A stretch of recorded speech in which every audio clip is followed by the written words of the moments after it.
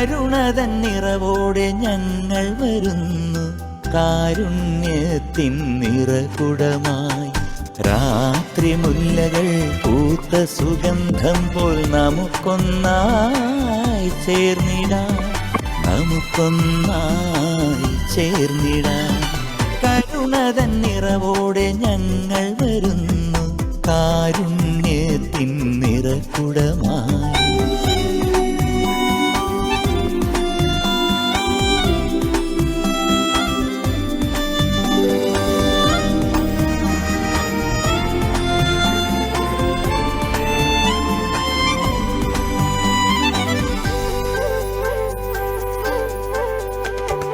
കനിവു നിറഞ്ഞാടും മാമലനാട്, സുന്ദര കലകൾ തന്നാട്. ജാതിമത ചിന്തകൾക്കപ്പുറം എന്നും മാനവനൊന്നായ നാട്. ഈ നാടിനുയിരായി നീങ്ങാം, ഒന്നിച്ചൊന്നായി നീങ്ങിടാം. ഈ നാടിനുയിരായി നീങ്ങാം, ഒന്നിച്ചൊന്നായി നീങ്ങിടാം. കരുണതൻ നിറവോടെ ഞങ്ങൾ വരുന്നു, കാരുണ്യത്തിൻ നിറകുടമായി.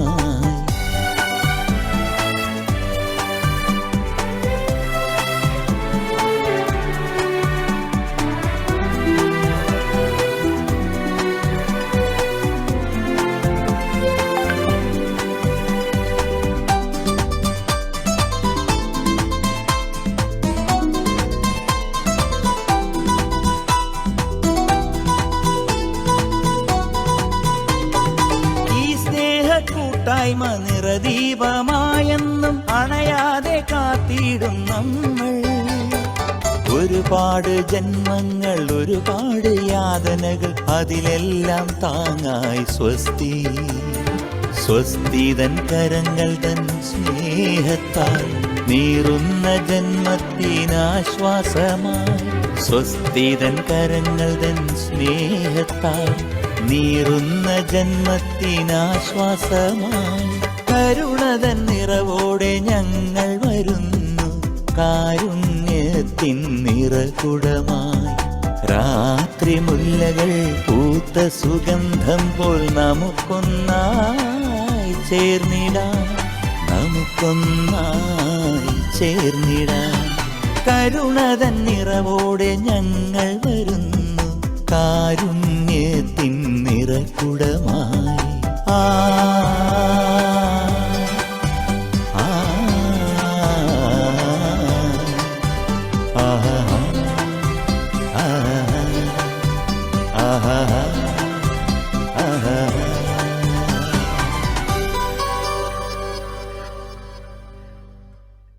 Good evening, and that was the signature song of Kerala Cancer Crusade and the Cancer Literacy Mission. Welcome to each one of you on the day 7 of the IRIA Preventive Radiology National Program in association with IRIA Kerala, that's Indian Radiological and Imaging Association Kerala, SOSTI Foundation, and the Community Oncology Department of Regional Cancer Center, Trivandrum. Today, we have a very important talk by Dr. Ramdas Kundambath, the Director of Clinical Operations, Karkinos, a new venture that the mission of which is to have decentralized cancer care all over India. The topic for today's discussion is early cancer detection, interpreting scientific evidence for cancer control. Before we go into the academic session, I have the pleasure to introduce Mr. Krishnananda Pai, the President and founder of Malabar Cancer Care Society, who is our chief guest today. So we are really honored to have you here today to be with us on this platform, because the kind of work that you are doing for the last 3 decades in the northern parts of Kerala is really impressive. In the cancer control programs, he is not only the founder and president of Malabar Cancer Care Society, but also the founder president of Kannur Kidney Care Foundation a founder chairman of the Friends for Cancer Care, founder secretary of Cancer Control Foundation of India, and the founder chairman of Breast Cancer Brigade Project, founder executive secretary of Cancer Control Foundation of India, and he's got leadership role in screening 7 lakh women who are sensitized with breast cancer symptoms. And this program of this society has taken the lead to do cancer control programs in 5 districts of Kerala, especially Malappuram, Kannur, Calicut, Wayanad, and Kasaragod. And I have been watching the October month, the Breast Cancer Awareness Month. The society, Malabar Cancer Care Society, under the leadership of Mr. Krishnananda Pai, was continuously every day doing cancer camps in different parts of northern Kerala. So we are really honored to have you here. And let me invite Mr. Krishnananda Pai to give the inaugural address and share his views on the cancer control, on the Kerala Cancer Crusade that we have embarked upon. Over to you, sir. Thank you, Dr. Rijoy Matthew. Very good evening to all. Respected Dr. Babu Matthew sir, my good friend Dr. Ramdas, Dr. Jayakrishnan, other dignitaries in the program, and participants. Truly speaking, the crusade taken by Swasti Foundation, jointly with IRIA and RCC Trivandrum, is the need of the hour. Malabar Cancer Care Society, as rightly put by Dr. Rijo, is in the forefront of the war against cancer for last 34 years, jointly with RCC Trivandrum and many other organizations supporting us. This crusade to take forward is very, very difficult. In spite of so many problems, difficulties, hurdles, we could take forward this war initiated by us in 1989. In the year 1994, a comprehensive program was started in Kannur with the support of RCC, which was inaugurated by late Reverend Mother Teresa in Kannur, in the presence of our respected late Dr. Krishnan Nair, Dr. Babu Matthew sir, all of us. This program we have vigorously taken forward in 13 million population till date, covering majority of the population in 5 districts of Kerala. We could train around 120,000 volunteers in comprehensive cancer care, and with their support, house to house, person to person, awareness taken among the above population. As a result, we could detect around 5,300 cancer cases in the very early stage, the subject of discussion today. I should also state that the early detection activities, when we take forward in the rural areas, initially so many problems were there, especially the tobacco, anti-tobacco activities we have taken forward in Kannur district, the citadel of BD industry. Babu Matthew sir may be remembering, we had strong opposition from the BD persons. Around 120,000 persons were engaged in the employment of BD industry. Stiff opposition was there. In spite of that, we have taken forward that initiative for a long time, and now the Dinesh BD industry, the main front runner in the BD industry, has diversified their entire activity. And the smoking habit in Kannur district has drastically 90% came down because of the intensive awareness programs we have taken in rural areas. We have also initiated a novel program, Breast Cancer Brigade project, to address the very serious issue of high incidence of breast cancer and high incidence on breast cancer death in Kerala in 2017. Ms. Manju Vairur as the brand ambassador. This project also we could take to 7 lakh women population. We used to have early detection camps in villages involving women, screened women, and we could detect around 154 abnormalities in women in breast, for whom we are giving regular follow-up. We have got a comprehensive management of cancer package, right from early detection to rehabilitation of the cancer survivors. Grassroots level awareness, followed by early detection camps, then for treatment, RCC support was given. Thereafter, for all cancer survivors, we ensure that they are getting higher longevity on regular follow-up, yoga training, necessary financial support. Everything is provided to them regularly, with the yearly executive health checkup also freely being given to them, so that we could take the longevity even to 32 years. We have cancer survivors lived at the age of 90, 91. So we need not have a doubt that we can have cancer survivors to the full longevity of life. All these activities we could take forward with the support of Dr. Babu Matthew, Dr. Krishnan Nair, Dr. Ramdas, Dr. Shankaranarayanan. And throughout the period, they used to visit Kannur and give us support for this noble cause. Today's subject is early cancer detection for the cancer control. The scientific evidence that is being presented by our good friend, Dr. Ramdas. In my opinion, from my experience, I firmly believe that early detection of cancer is the key of cancer management. The rest of the thing, everything follows that.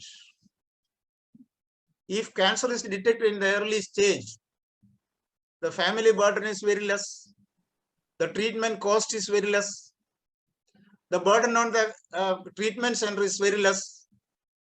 Again, if they are provided with the support for rehabilitation, the state as well as nation is benefited, whereby the disability rate also is very low. In the result, we can show excellent rehabilitation and cancer control, cancer management program.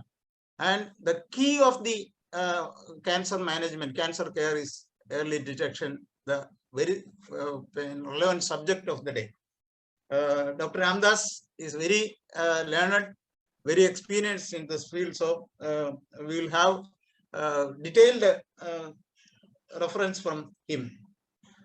The role of radio diagnosis with the latest scientific advancements is very important in the early detection activities.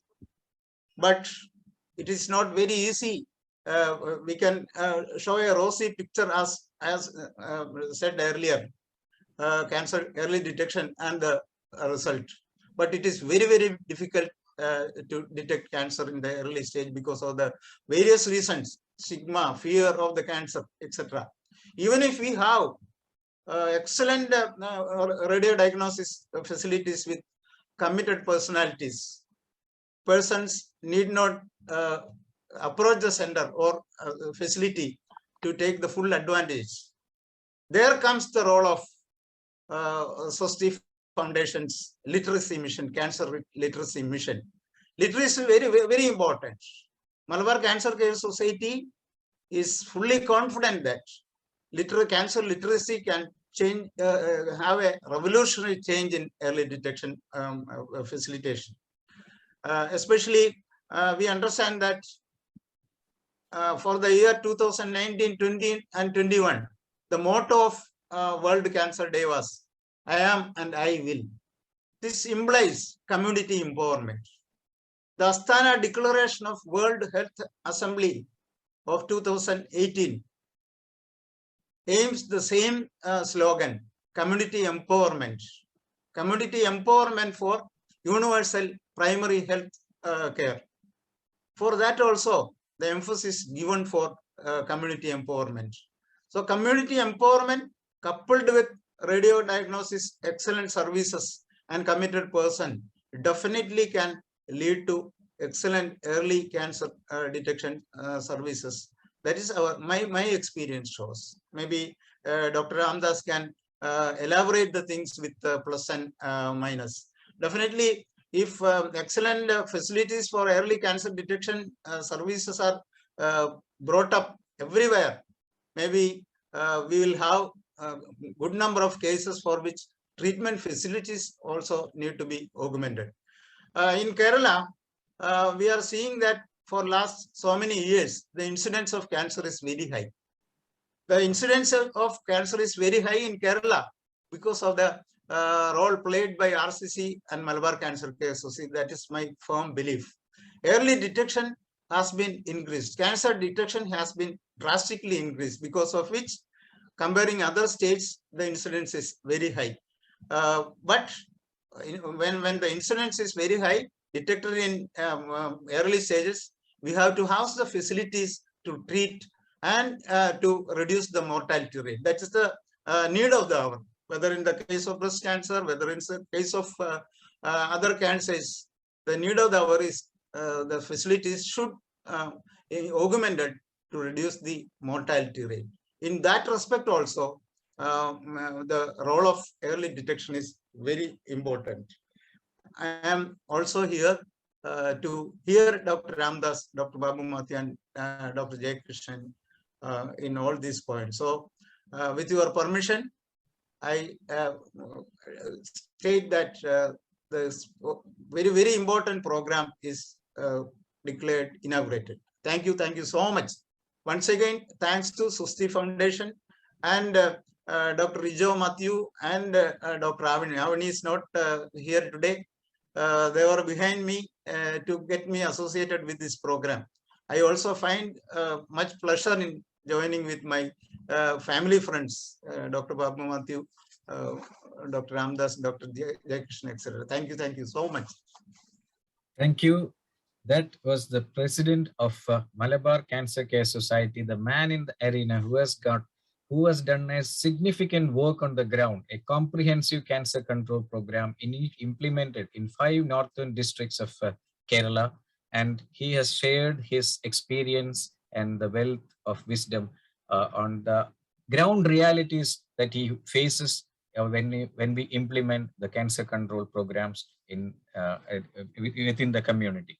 The community empowerment and the role of radio diagnosis has already been highlighted. And one more point, sir, I would like to highlight here is the modification of risk factors, because we are in an epidemiological transition that longevity is definitely going up. All these lifestyle diseases are going to be increased. So it is better to have a modification of risk factors that will delay the onset of cancers. So we need to pay more attention to modification of risk factors, or transforming the people with risk factors in modifiable risk factors to something that is positive in terms of exercise or diet control or weight reduction or something like that, that will also significantly alter the incidence and prevalence of cancer in our state.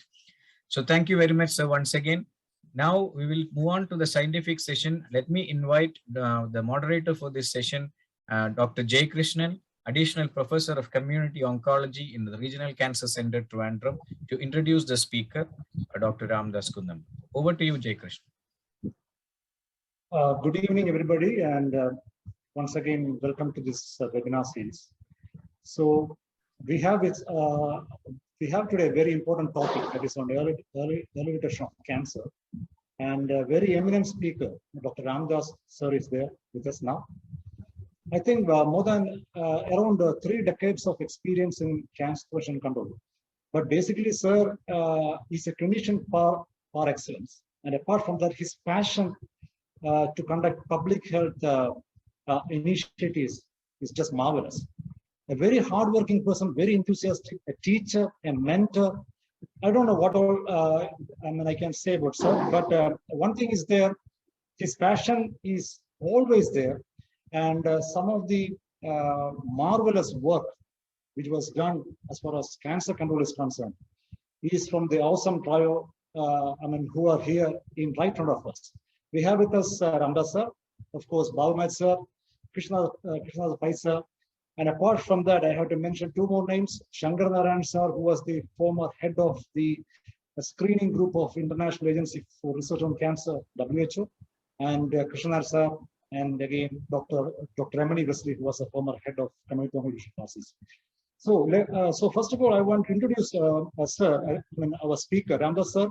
I think he needs no special introduction because he's well known in this part of the world, because as I mentioned earlier, he was the additional director of RCC, former additional director of RCC, and now he's the director of clinical operations of Karknos, a very busy person. Just came back from Mumbai after a busy schedule, and he agreed to give us this presentation. And I'm sure that this presentation will be a game changer or an eye opener to people who would like to know more about cancer prevention, particularly early detection of cancer. And with these few words, I welcome Ramdas sir to this presentation. Thank you, Jayakrishan, and warm good evening to all of you. Mr. Krishnananda Pai, my dear friend, Bhavamad sir, Dr. Rijo, and Dr. Jayakrishan. I'll be talking to you all on early cancer detection, what evidence we have, especially from India. So when you look at cancer, so you can see that the incidence of cancer is on the increase.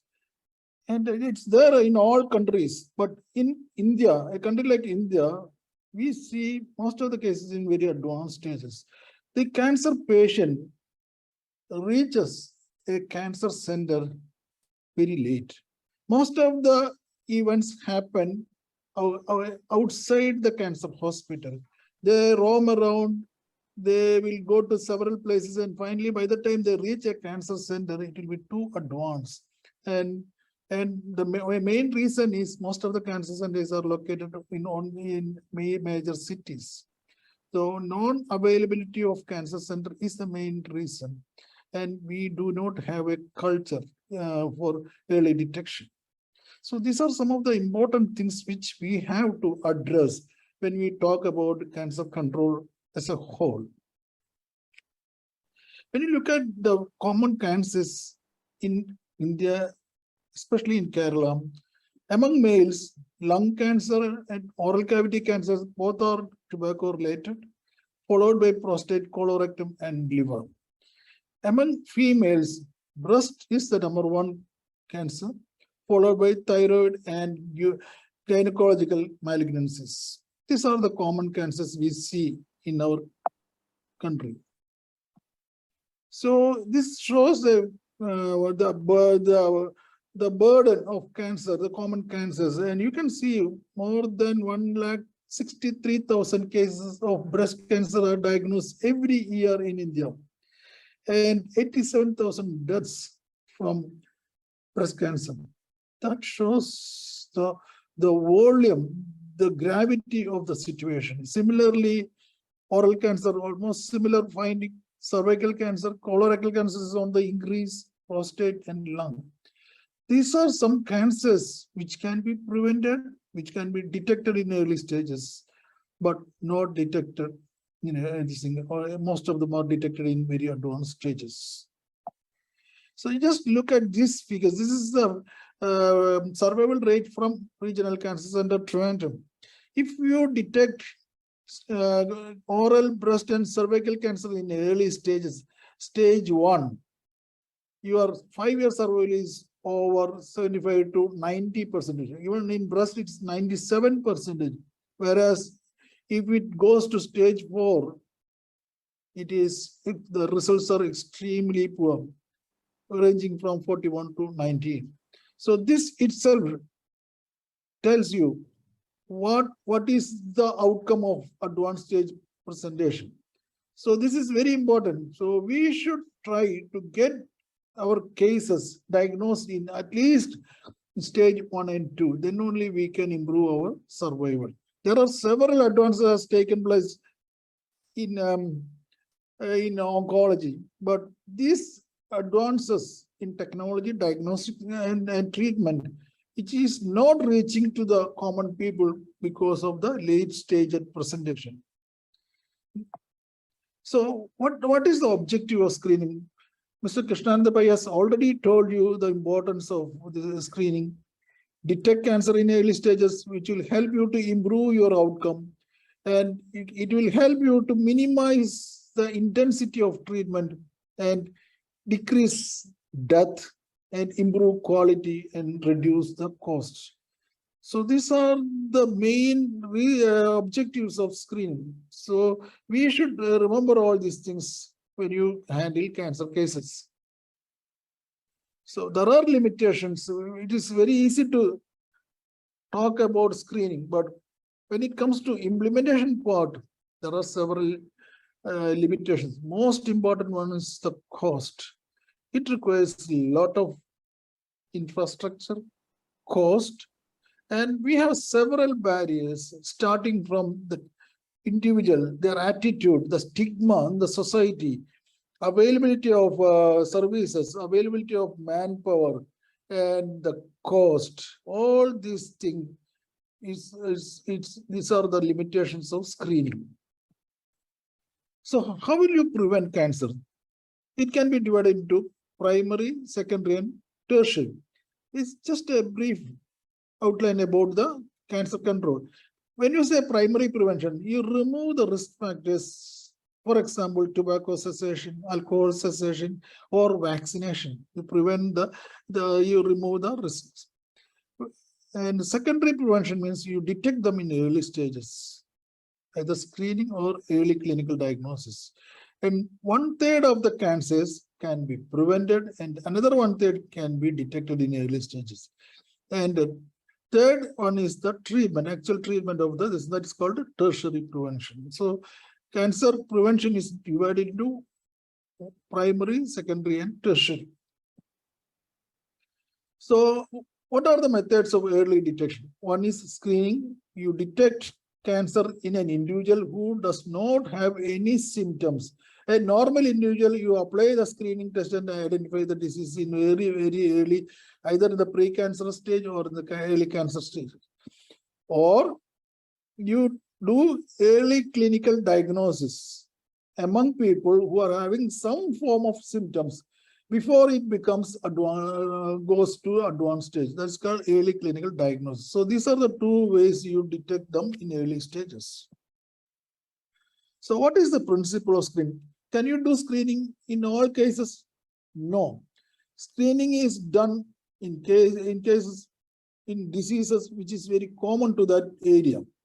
You cannot do a screening for a rare disease. So it should be a common problem to that area. The incidence is very high.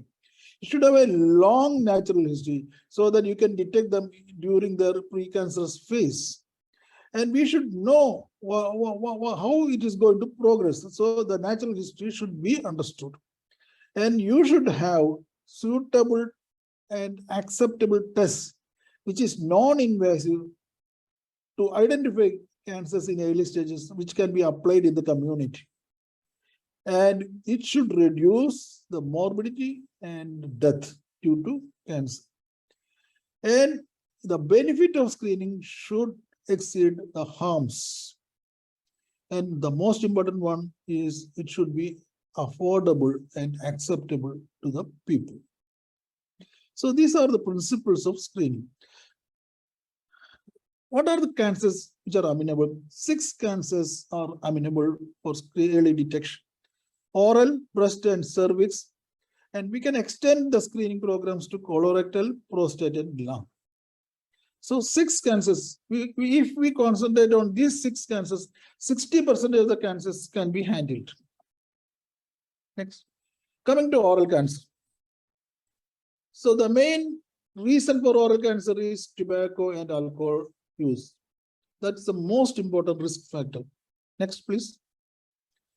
So there are various ways you can detect them. The more easiest one is physical examination, visual examination of the oral cavity by a health provider, or mouth self-examination. These are the two ways which is the most easiest way to identify oral lesions.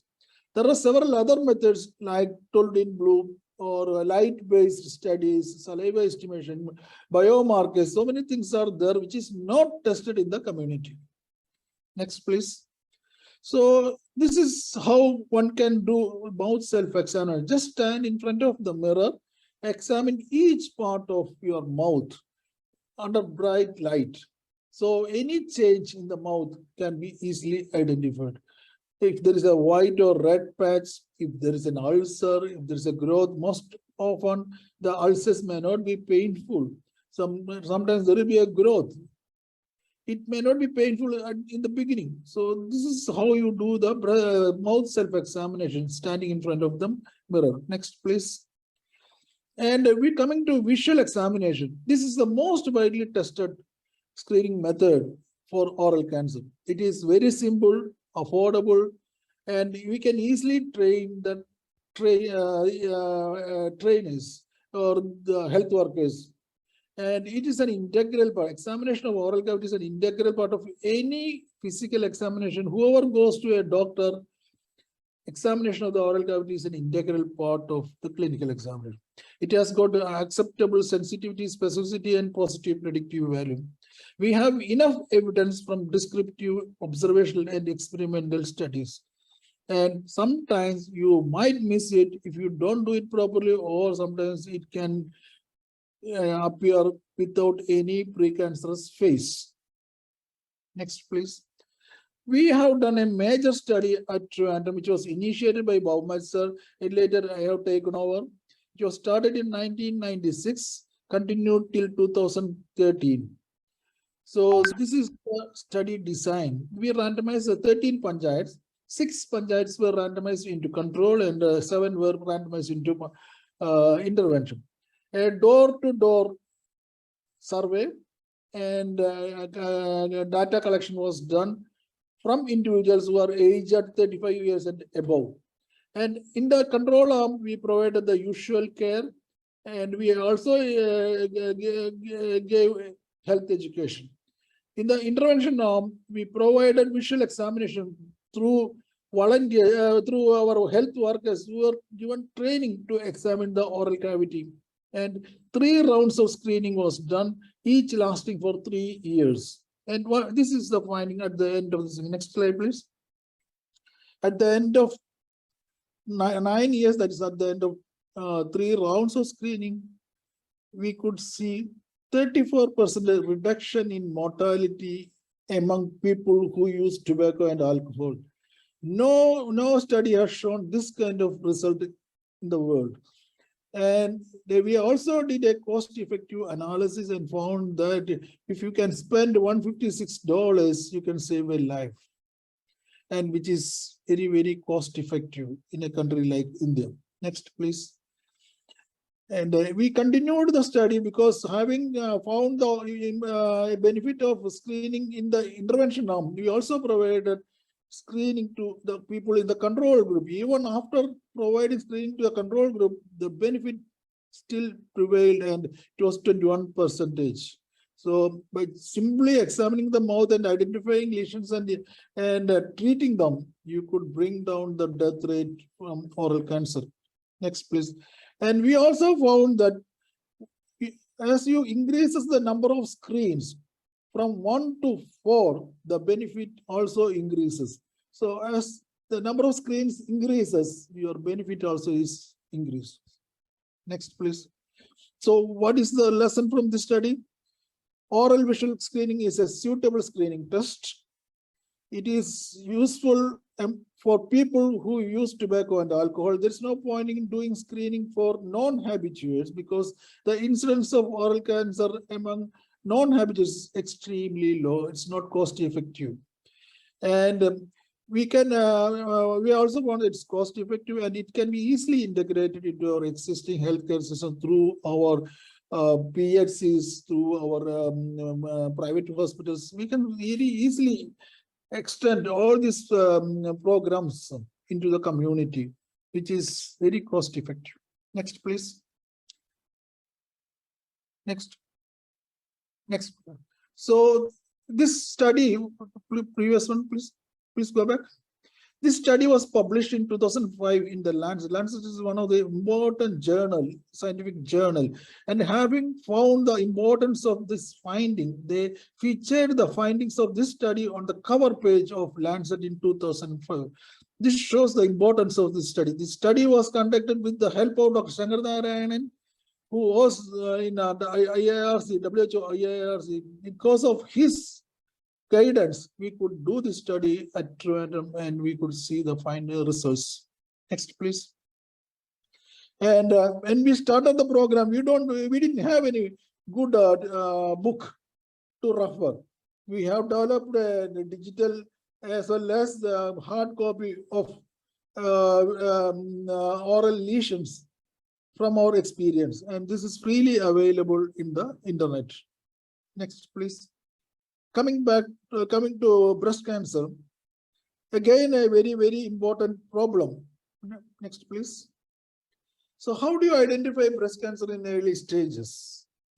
Awareness, breast self-examination, clinical breast examination by a health provider, ultrasonography, mammography, MRI, FNAC, fine needle aspiration cytology, a core biopsy.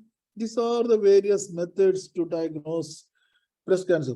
So Dr. Rija was talking about the risk factors of breast cancer. Yes, there are two types of risk factors for breast cancer. One is modifiable, the other one is not modifiable. What are the modifiable risk factors? Abstain from tobacco and alcohol, reduce body weight, do regular physical exercise, control your intake of animal fat.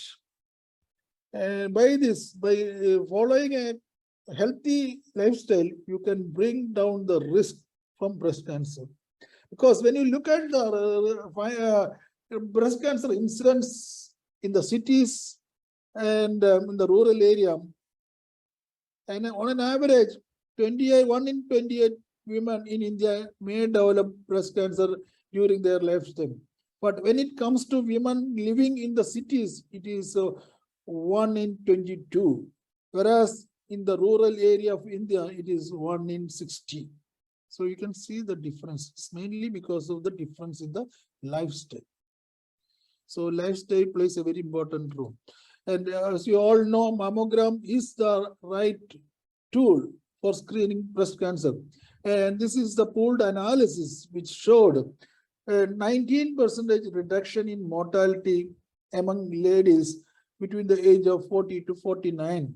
Whereas when you do mammographic screening, annual mammographic screening for women above the age of 50, you can see 25% reduction in mortality. But this kind of screening using mammography is not feasible in a country like India, where our resources are limited. We do not have enough mammographic unit and enough trained manpower. So this may not be feasible right now in India. So we have to identify what we can do to address this major issue. Next, please. We tried to address this issue by doing a study at Trivandrum, again with the help of WHO IIRC. Dr. Shankar Narayanan was instrumental for this. It's a 2-arm study. We have control group and intervention group. And in the intervention group, we provided a package of interventions, starting from creating breast awareness, teaching them how to examine the breast self-examination, offering clinical breast examination through health workers who are trained to examine the breast. And then if there is any screen positive findings, it will be confirmed by a doctor, and later they'll be subjected to mammography, ultrasound, and then biopsy. So mammography in this situation we used for diagnostic purpose, not for primary screening. And mammography was done for about 11% of the total individuals in the screening group. So we could restrict our resources. And what we observed was 60% increase in early cases in the intervention arm.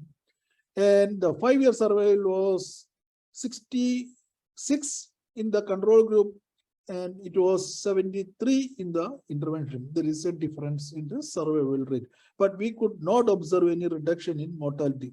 A similar study was also, next please, done at Mumbai. This is the graph showing the difference in the survival rate between screened population and unscreened population.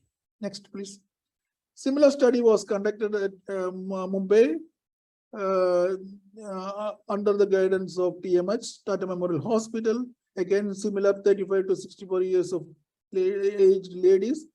Once in 2 years CB, and they have done 4 rounds of screening, and they could see 50% reduction in mortality, and that was higher among women above the age of 50. That was 30%. So similar findings was observed in Mumbai study also. So with a low cost technique, still we can bring down the mortality from breast cancer. And so what is the recommendation? Any women above the age of 20 should start doing breast self-examination. And after the age of 30, definitely once in 3 years, they should do a clinical breast examination. And after the age of 40, annual clinical breast examination. And mammography, if you can do it, well and good, but only if there is a screen positivity, we can subject them for mammographic screening. Usually mammographic screening is done above the age of 40. And MR mammogram is recommended if the lifetime risk of having breast cancer is more than 20%. That's mainly among ladies who have strong family history. Next, please. Coming to cervical cancer. Next. Again, how will you do? How will you prevent the cervical cancer? Creating awareness, improving their socioeconomic lifestyle, and having a healthy hygiene, sexual hygiene, HPV vaccination, screening, and early clinical diagnosis. These are the various ways you can control cervical cancer. Next, please. So conventional cytology, that's called Pap smear, is the one which we used to do it. And liquid biopsy cytology will get a better result. And we have several alternatives. A low-cost technique is VIA-Willi, that is the application of acetic acid and glucoside, still found effective, but the ideal one is HPV testing. Next, please. Cytology is the most widely used screening tool. It's frequently repeated at least once in 3 years, especially after the age of 25. It has resulted in considerable reduction in disease burden in developed countries.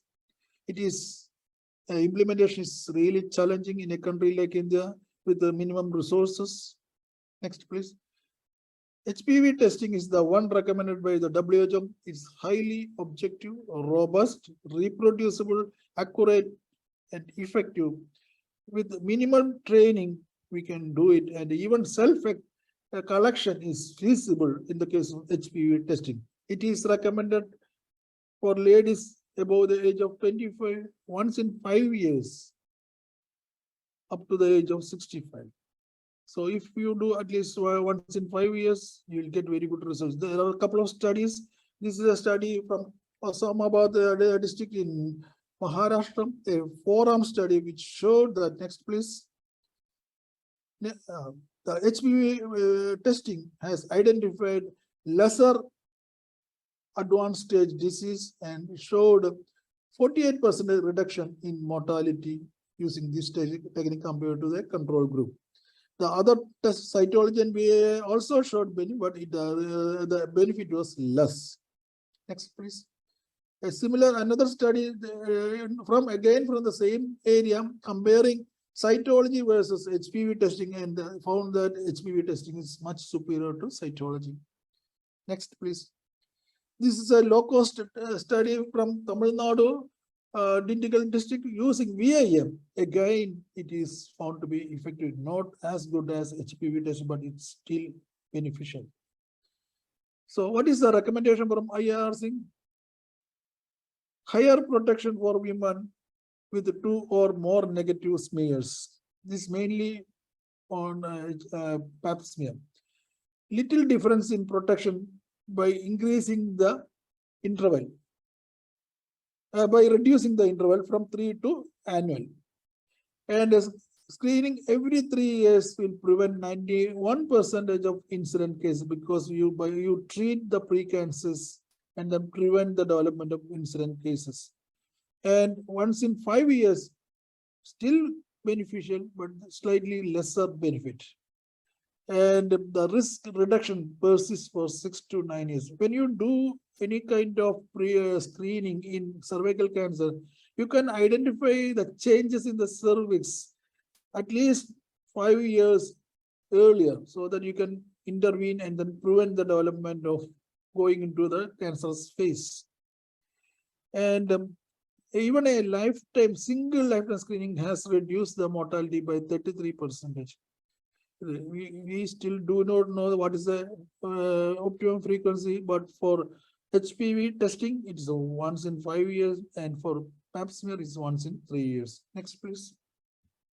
Now, WHO has got a mission to eliminate cervical cancer from the world by at least by 2030. So what is the strategy? 90, 70, 90. What is this? 90% of the girls in the age group of 9 to 14 should be vaccinated with HPV vaccine. 70% of the ladies between the age group of 30, at least by 35 and 45 should be screened. And 90% of the ladies with some form of screen positivity should be treated. With this strategy, WHO is aiming to eliminate cervical cancer from the world. Next, please. So I've been talking about the vaccines. We have 4 vaccines available: Cervarix, Gardasil, Gardasil 9, Sequoia. Gardasil 9 is recently introduced in the market. The cost is about around 10,000 for a dose. So that's very expensive. Luckily, our Serum Institute has now come out with an Indian vaccine, which has completed all the testing, and soon it will be available in the market, and which is going to be very less expensive. So we will be able to start our national-wide screening programs to prevent cervical cancer. Coming to lung cancer, it's the most common cancer. It's a preventable using tobacco cessation. And there are several studies which were started in 1940s using chest X-ray and sputum cytology, no benefit. And the only benefit which was shown by screening is using low-dose computerized tomography, using very low-dose radiation dose, and it can be easily performed. And annual low-dose CT scan. Next, please. For heavy smokers after the age of 55, at least 30 pack years smoking history, or those who are current smokers, or those who quit smoking within the past 15 years are subjected for low doses CT scan, and which was found to be very effective in reducing mortality from breast cancer. There are several studies from USA, Belgium, the Nelson study, everything has showed a benefit of lung cancer screening using low dose CT scan. There is no point in doing it with the chest X-ray. But in a country like India, it is very difficult to implement because we see a lot of indeterminate nodules, and we do not have the resources and manpower to handle such nodules. So right now we are not ready for a lung cancer screening. Next, please. Coming to colorectal, which is a very important topic, because the incidence of colorectal is going up very, very fast because of changes in our dietary habit, because of the use of more and more animal fat. Our breast colorectal cancer incidence is on the increase. So how will you do it? Will you identify it? Using fecal occult blood testing, and DNA testing is also available. Flexible sigmoidoscopy, colonoscopy. These are some of the tests which can be used to detect colon cancer early. And the advantage of doing sigmoidoscopy and colonoscopy is that if you detect any polyp and if you remove it, you can prevent them developing into a cancerous phase. Next, please. FOBT test was done USA, it showed 20% reduction in mortality. And now we have the FIT test, that is the immunochemical test, which is more specific for human hemoglobin, which is want to be more sensitive and more specific. Which annual stool examination is the one which is recommended after the age of 50, which is very, very cheap. It is just like a pregnancy test. We can do it at home. Anybody can do it at home. Just buy the kit and then do it. You can identify if there is any blood in the stool. You may not be able to identify them through naked eye, but if there is an occult blood in the stool, it can be identified. And if it is the patient has to, the individual has to go for sigmoidoscopy or colonoscopy. Next, please. Sigmoidoscopy has shown benefit. There are several studies just showed the benefit of sigmoidoscopy once in 5 years. Next, please. And colonoscopy is recommended for once in 10 years. FOBT once in annually, sigmoidoscopy once in 5 years, and colonoscopy once in 10 years. Next, please. So these are some of the cancers, and the other one which I did not touch upon is the prostate cancer, which can be easily screened using PSA test. But there is a lot of controversy. People are not strongly recommending PSA test because you are doing a lot of over treatment, over diagnosis. So it is a controversial subject, but now people are using it with caution. So it's a very simple test, blood test, serum PSA test. That's the way to identify prostate cancer in early stages. So what are the warning signals of cancer? That also we should remember. Any bleeding, abnormal bleeding from any orifice, foul smelling discharge per vagina, a breast lump which is keep on increasing in size, or initially there won't be pain. It is a painless swelling, difficulty in taking food, difficulty, a foreign body sensation in the throat, painless ulceration or growth in the mouth or red and white patches, persistent cough or change in voice, rapidly increasing swelling in anybody, anywhere in the body, altered bowel and bladder movements, change in a pre-existing wart or mole, unexplained weight loss. If these symptoms last for more than 3 weeks without any specific reason, one should be careful and one should get a medical test done. Thank you. These are some of the studies which I mentioned earlier. So all findings from India, 2 from Kerala, from Trivandrum, and 1 from Mumbai, TMH. Next, please. So this is a summary of the screening test: breast examination, breast cancer screening, clinical breast examination and mammography after the age of 40, cervical test after the age of 25, oral cancer mainly for habituates after the age of 30, colorectal cancer, fecal occult blood, sigmoidoscopy and colonoscopy after the age of 50, prostate cancer, PSA after the age of 50, and lung cancer, low dose CT scan after the age of 55.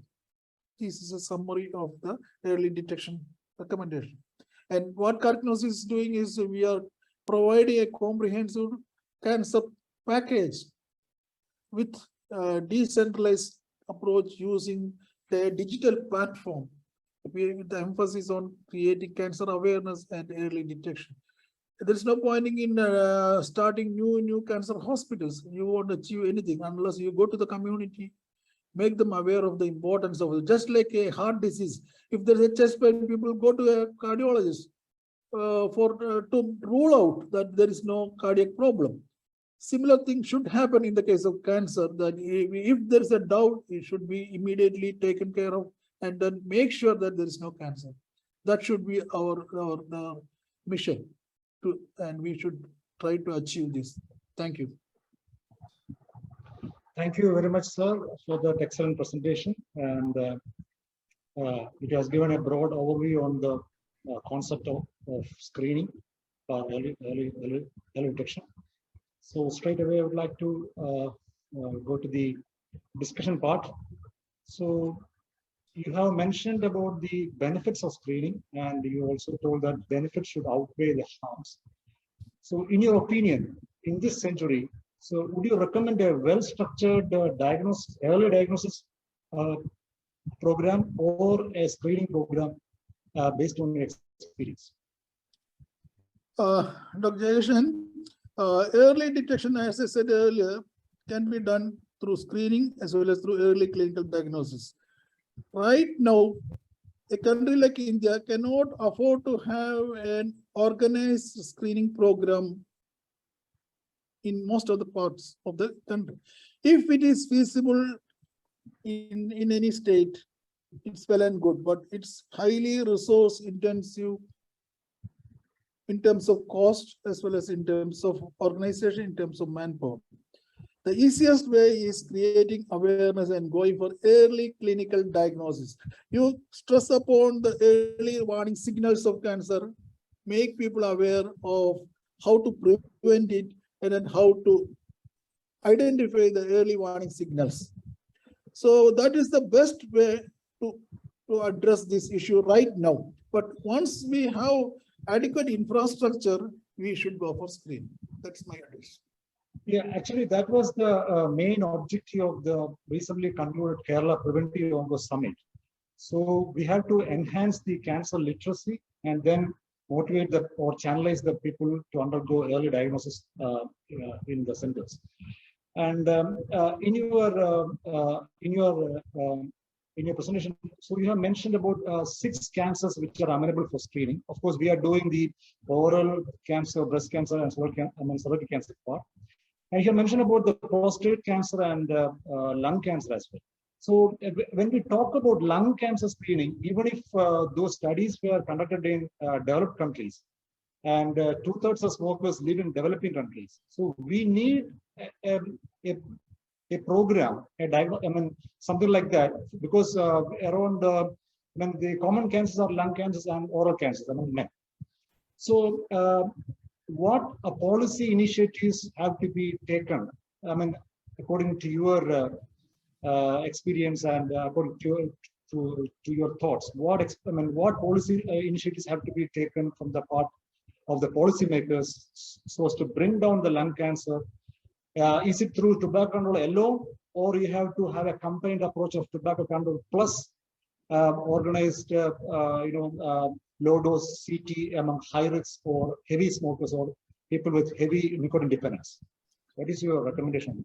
When you look at the population-based registry information, our lung cancer incidence is on the increase, but we see a large proportion of patients without any habit, especially among females. So if you concentrate only on tobacco users, you miss out a lot of lung cancers. Of course, primary prevention is important. Tobacco cessation should be done. You should have a lot of activities against tobacco, but at the same time, you should remember that there are a lot of lung cancers are identified among females who are not smokers, maybe because of passive smoking.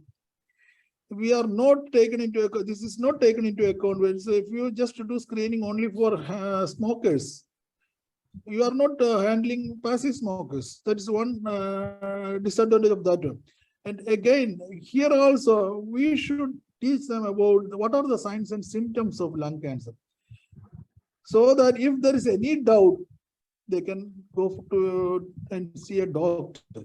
But if you start doing a low dose CT scan in our setup, you see a lot of indeterminate nodules, especially after COVID.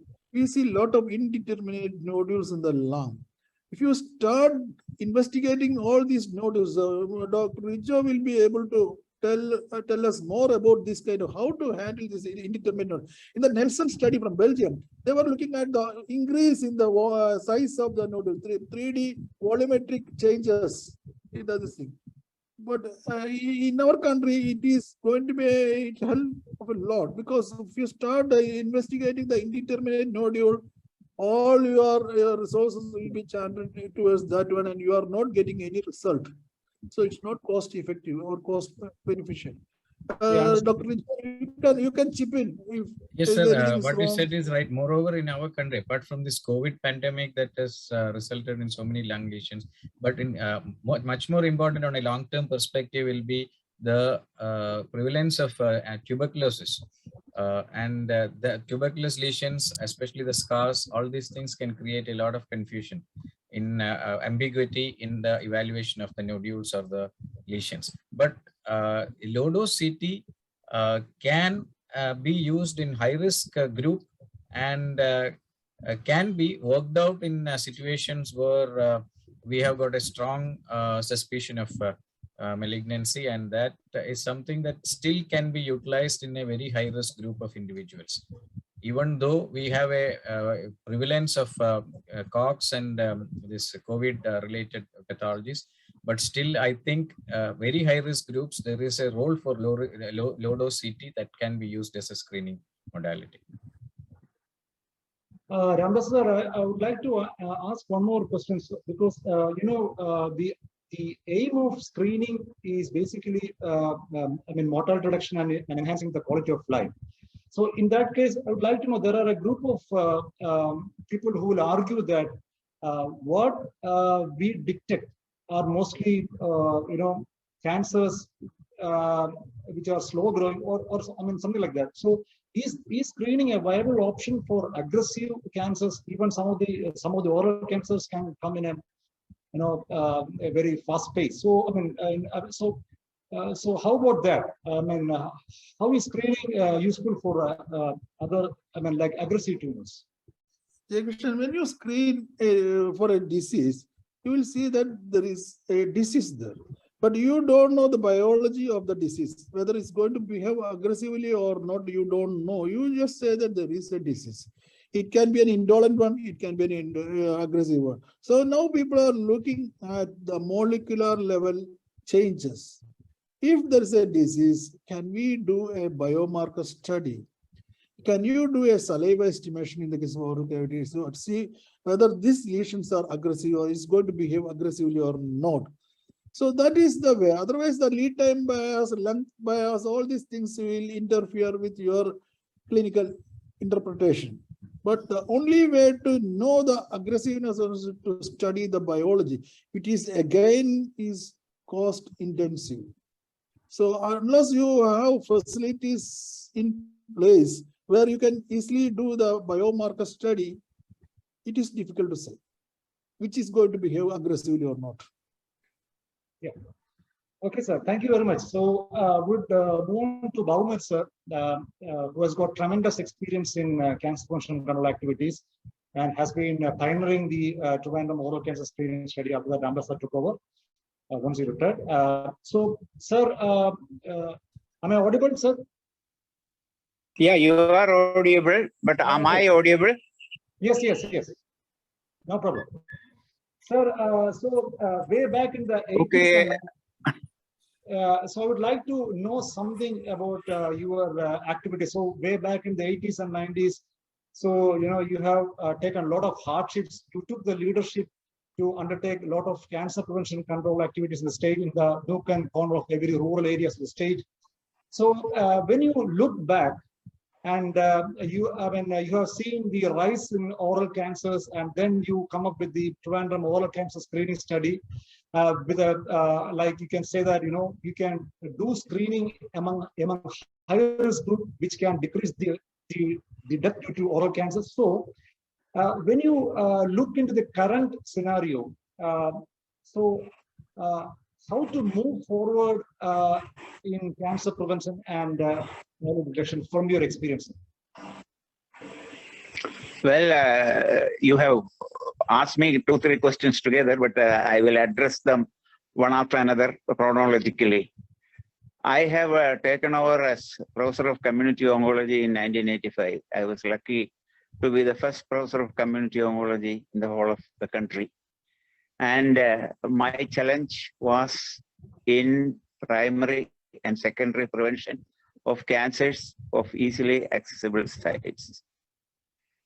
I had the good fortune to be associated with Krishnanatha Pai as early as 1986, even before the Malabar Cancer Society came into existence. So when I took office, I took an inventory as to what all are available in the areas of tobacco control and other principles of cancer control. Especially, there was nothing like a governmental policy or governmental decision as to how to proceed with the early detection programs. So we have started that famous village level cancer control programs in Kannur district in early 90s. And this was very important because when you conduct a medical camp, there will be a lot of people. But when you say there is a cancer detection camp, there will be very few attendants.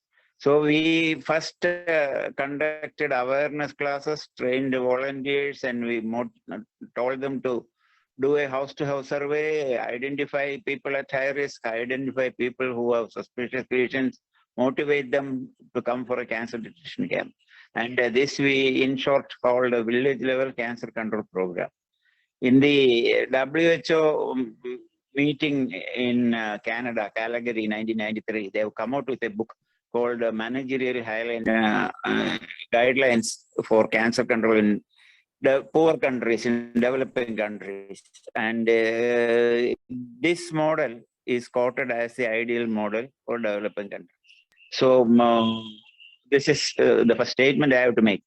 Secondly, we had a prize-winning, global prize-winning effort of tobacco control using the Bharat Scouts and Guides. And we had maximum cooperation from the Kannur district, which by very rightly called as the capital of beedi industry in India. And this is important. But now, after the COTPA Act and after the World Tobacco Control Initiative, the governments have taken it as a policy. But I'm speaking about 1985, 1995. There was no governmental policy of tobacco control. In fact, the tobacco industry and the tobacco agriculture ministry used to attract a lot of subsidies. And there was a lot of funding. Even if I want to conduct a tobacco control program, the tobacco company may sponsor it. That was the state of affairs at that time. And I would like to mention three things which is highlighted properly and not highlighted. The first is Dr. Ramdas mentioned about chemo prevention. We had an extensive chemo prevention program for oral cancer with the help of University of British Columbia. Dr. Hans Stich was the collaborator. And we tried beta-carotene, vitamin A plus beta-carotene, and also some of the synthetic retinoids. And it was well published. But the problem is that when you study pre-cancer, the efficacy of which can be, efficacy of chemo prevention can be really assessed only as cancer as endpoint. We used only intermediate endpoints to test the efficacy of chemo prevention in oral cancer. Then another thing was the self-examination of the oral cavity to detect oral cancers early. This was also done for the first time in the world by me. I'm very happy to say that. And the paper was published in the British Journal of Cancer. This happened in 1995. And after me, Varanakula Surya at Sri Lanka, Prakash Gupta in Bombay, and also one lady in Cuba has studied the efficacy of oral self-examination. And they were all doing oral self-examination routinely. To take a survey, I don't think that there will be even 0.1% of the population who will be doing an oral self-examination. This is only because without symptoms, just a person probably belonging to the high-risk group, if they are doing routine oral examination, they will get bored of it. You know, there is a statement by Shakespeare that familiarity breeds contempt. So if the findings in the oral cavity is negative for 1 month, 10 months, 100 months, or 10 years, nobody will do that. Because they will forget to do that, they lose interest. And this is happening with the treatment of oral precancerous lesions. And therefore, my advice to the persons who have oral precancerous lesions, especially leukoplakia and submucous fibrosis, is that when they see clinical evidence of a malignant transformation, that is the appearance of a painless non-healing ulcer in the leukoplakia or multiple exophatic growths in a patient with submucous fibrosis, they should come to a doctor, to a dentist, and investigate and get treatment. I had a patient with oral submucous fibrosis. A gentleman was working in the Aegis office to enter. I have followed up that gentleman for 19 years, and he developed separate individual primaries in 4 different sites in the oral cavity. And all these 4 sites were luckily verrucous carcinoma. And usually we see in people with submucous fibrosis more verrucous carcinoma than the classical spinal cell carcinoma. And finally, he died of renal failure, not of oral cancer. This shows that if we have a proper protocol of treating and following up, which is not yet done, oral precancerous lesion, we are all now in screening. What should be the methodology of screening? What should be the pros and cons of screening and things like that? That's the first thing to do. And once you do screening, you get a lot of cases. What are you going to do with these cases? You should not over-treat it. It's a waste of money. Because if you are treating with different modalities, which is accepted in treating precancer, when you analyze the health economics will show that it is a lot of waste of money. So we should have simple, proved, evidence-based methods of treatment of the potentially malignant oral disorders once the screening program is in full flow, in progress. And the other thing which is not published is that we had a very interesting study. We were studying a population around the Sri Padmanabha Swami temple, the Brahmin population, and also the population in the beaches of Shangamugam, Vittigad, and Veli. And we found that the people in the fisherman village and the people who are mostly employees of the temple were having the same tobacco habit and were having almost the same alcohol habit. You will be surprised that many of them were using alcohol. What was the difference in the incidence of cancer or the prevalence of precancer in this group? We found that the fishermen had 10 times more precancer and something like 30 times more cancer. That's because the type of tobacco they use and the type of chewing and the type of lime especially they use were mainly responsible. The fishermen use shell lime, which is very caustic. They use the tobacco stem, netta, which is more dangerous, and they use very sparingly betel leaf and aracanid. And we have studied the pH of the saliva, and we found that the pH of saliva is nearly 8.5 versus the pH of saliva in the Brahmin community around Sri Padmanabha Swami temple was somewhere just above the neutral pH 7. So these are the facts which are known but not properly investigated. And I know we are already 9:15, a little late.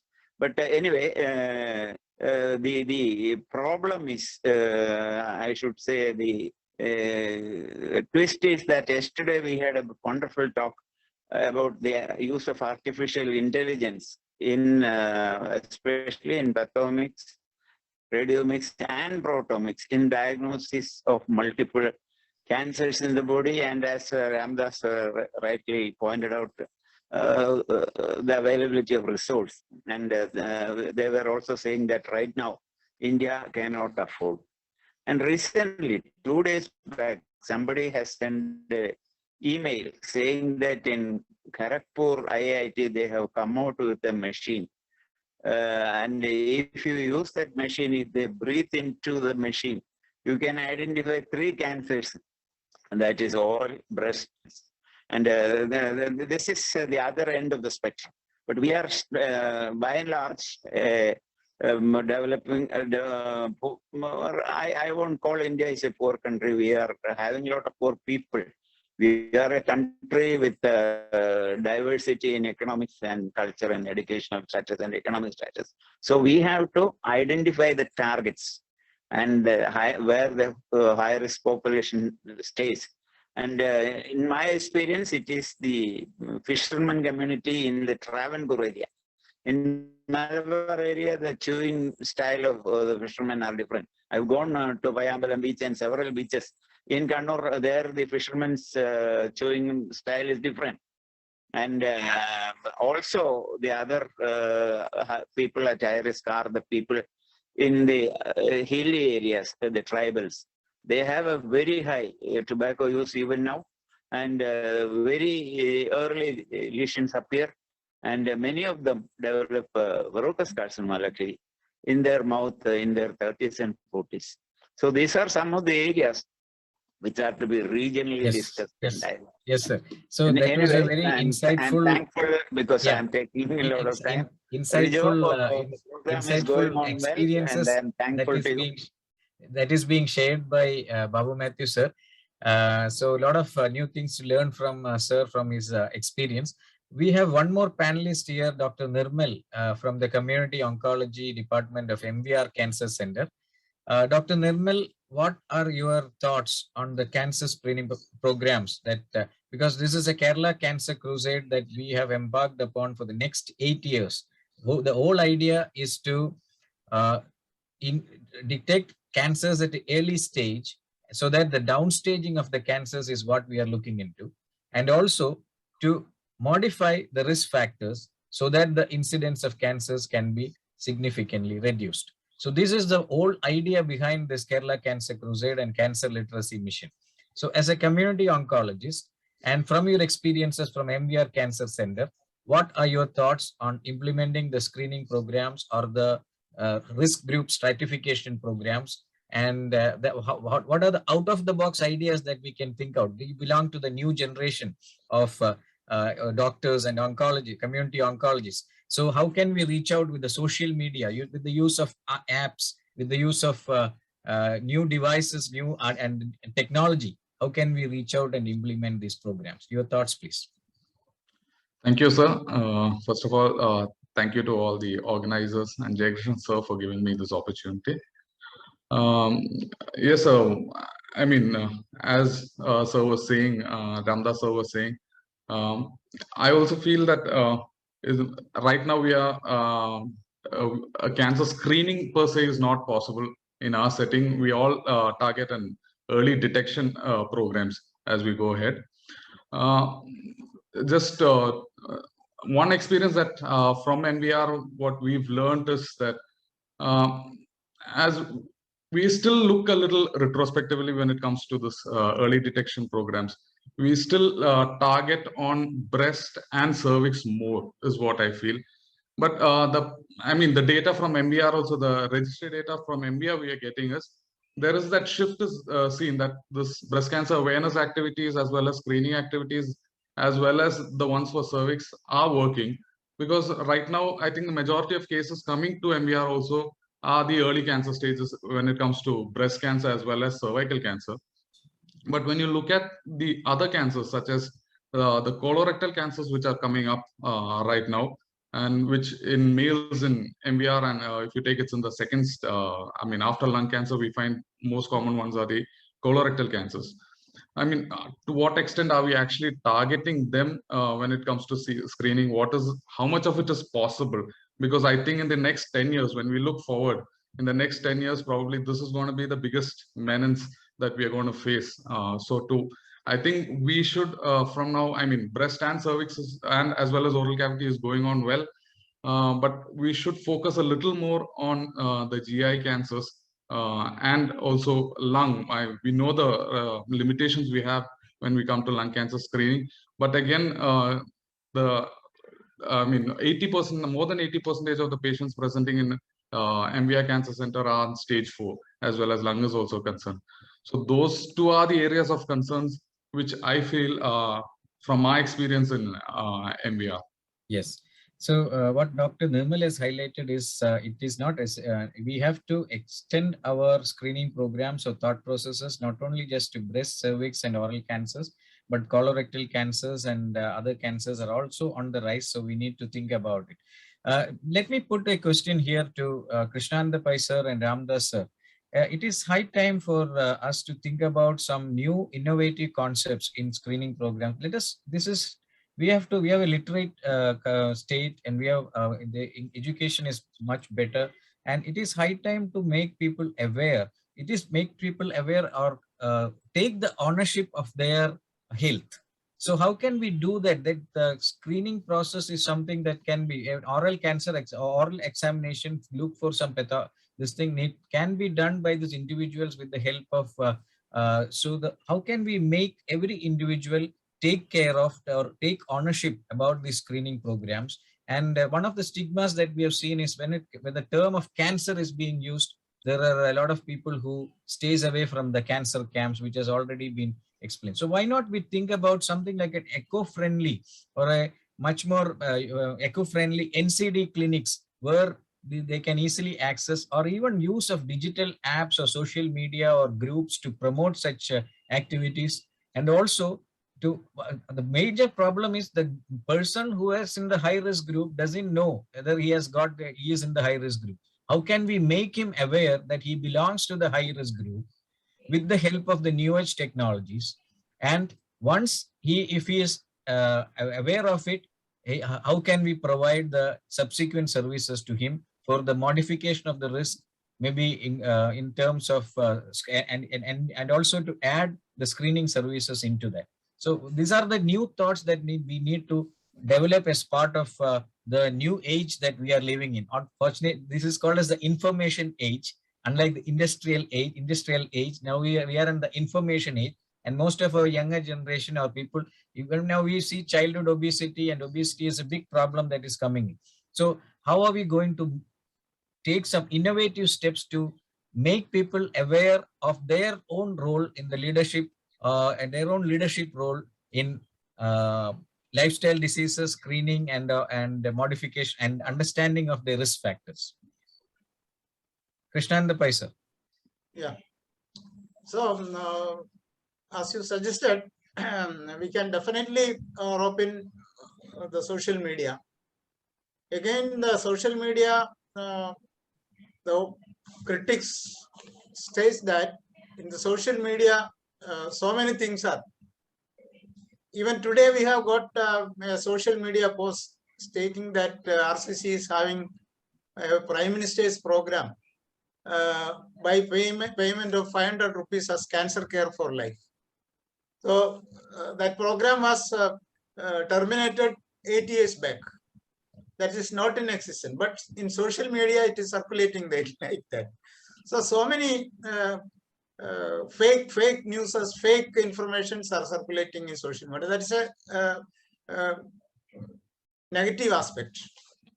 Again, if it is brief, 2 minutes or 3 minutes clippings, we can make on cervical cancer, breast cancer, colorectal cancer, common cancers, which can be easily detected especially breast cancer. Breast cancer, if breast self-examination is practiced by every woman once in a month, our own experience shows that the incidence can be brought down 30 to 40%. So if breast self-examination tips are documented in a video of 3 or 4 minutes, and that is circulated, that will give great impact. That is one avenue to utilize the social media. Another thing is that the inhibition fear that is persistent in the community. For that, definitely our method, our volunteers training and house-to-house awareness program, that is an excellent working idea, which we experience is successful in the community. We identify a panchayat or a concrete area, municipality, panchayat or corporation, whatever it is, or a part of the panchayat or part of the municipality. We identified local volunteers, both men and women. We give them training, intensive training for 1 day. Then they are formed in small groups, 2 to 3 persons in a group. They visit each house. They give cancer awareness, especially lifestyle modulations. What are the tips for early detection of cancer, self-detection, especially breast, oral, cervix, colorectal, skin cancers. Once the awareness program is completed, we also get the screened data of the family, whether anybody is having any problem in the oral cavity, or whether any problem or symptoms relating to cervical cancer or breast cancer, like that. So that data is compiled for the whole area once the program is over. Then we'll have the screening program by doctors, medical experts. Based on that, what we are doing is our mobile unit with mammogram, ultrasound scan, lab, all paraphernalia. We will go to the villages and have the testing. Once it is confirmed, we will advise for the treatment or regular follow-up, whatever is needed. For that also, for treated cases also, we are providing follow-up services. That mechanism also can be tried. Okay. So what is the volunteer force that you have to execute this? How do you find out volunteers for this? In a population of 30,000 or 35,000 panchayats, we need around 300 to 400 volunteers. Volunteers can be educated persons, both men and women. Can be ASHA workers, Kudumbashree, or retired person, employed persons, unemployed persons. Anybody can be the volunteers. In our Malabar area, the potential for the volunteers is very rich, because once the cause is driven and they are convinced that it is for a good, noble cause, people will come forward even for giving voluntary service, free service, without any remuneration. That is our experience. Bagma sir was with us for 15-20 years in this drive. Yes. And he was also surprised to see how these volunteers are mobilized in Malabar area without any remuneration. They are ready to work for even 1 month. Yeah, my thought is, why can't we use of a digital volunteer to answer the queries or to guide the people? If we can make use of an app or a website. That's also possible. That's also now Kerala government under the health services, they are also using an app for identifying health abnormalities, especially diabetics, hypertension, etc. That is Shaili app, but this is the ASHA workers are using it. Yeah. I am suggesting a different platform, maybe under Malabar Cancer Care Society. You can utilize the services of a digital ASHA worker. Yeah. Right. Okay. So Ramdas sir, your final conclusion. I think Ramdas sir is held up. So I think we will wind up this session. We had a very interesting. Ramdas sir.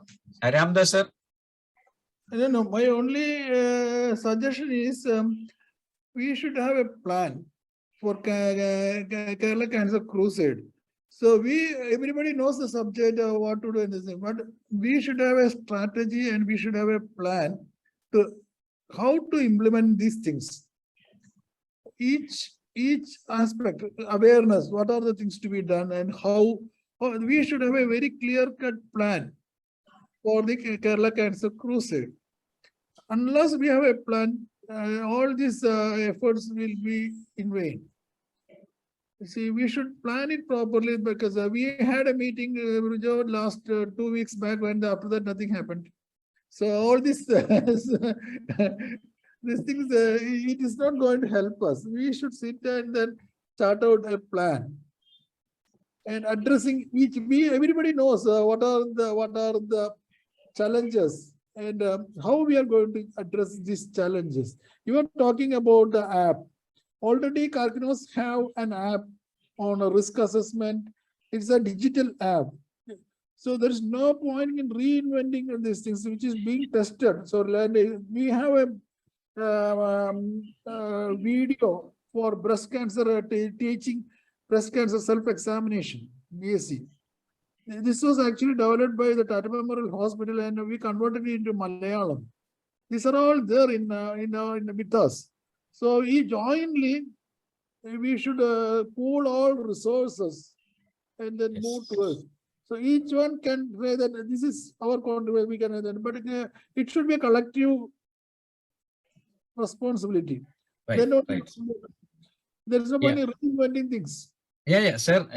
The point of having these kind of discussions is to create that kind of a network between the individuals, between the organizations, between the service providers, between and to create that awareness and to motivate people to become skilled navigators or the service providers who can offer. Recently, we in Aster MedCity, they have started a project called Saki, which is a training for self-breast examination. And what they offered to me it was they've trained, suppose 2,000 people are being trained, 10% of them, they will offer free mammography services. So a lot of service providers are now coming in and a lot of other stakeholders, just like you already mentioned that Karkinos already have an app. So we need to promote that app and make use of that app to have the digital ASHA workers. And as you said, the breast self-examination, there are so much of material available with us. So available with Karkinos that can be utilized for other societies, Malabar Cancer Society or other societies like Sosti Foundation. So this is how we want to promote this concept. First, create that network, and different entities of course there, and every entity wants to keep their own identity at some point of time. We need to respect that, but within that framework, how can we build up collaboration is what we are trying to make out, but what we are trying to build on with the Kerala Cancer Crusade, with multiple stakeholders coming together in a platform. So with that, we will conclude. I think we had a few questions here. One was on any adverse effect of mammography. I think this was explained by Professor Ang Kwan Hong, who gave a lecture on the breast cancer updates on diagnosis of breast cancer. There is a myth on the mammography radiation dose. It's not on the higher side. It's only 4.4 millisieverts, and which is equivalent to the 7 weeks of background scattered radiation that we are all exposed in a year. So nothing much to worry about. We need to worry about when we need to analyze it in terms of the benefit that we derive by undergoing a mammography examination. So let me conclude this. We're already running short of time. And it is my responsibility to thank the speaker, Dr. Ramdas Kudambat sir, for giving that wonderful lecture, and also the chief guest, Mr. Krishnananda Pai, the founder and president of the Malabar Cancer Care Society, who's doing a phenomenal work in cancer control programs. And sir, we wish you and salute you for the work that you are doing. And the panelists here, Babu Matthew sir, the pioneer in the field of community oncology, who has got several papers, and the paper in the Lancet is one that we are all proud of you, sir.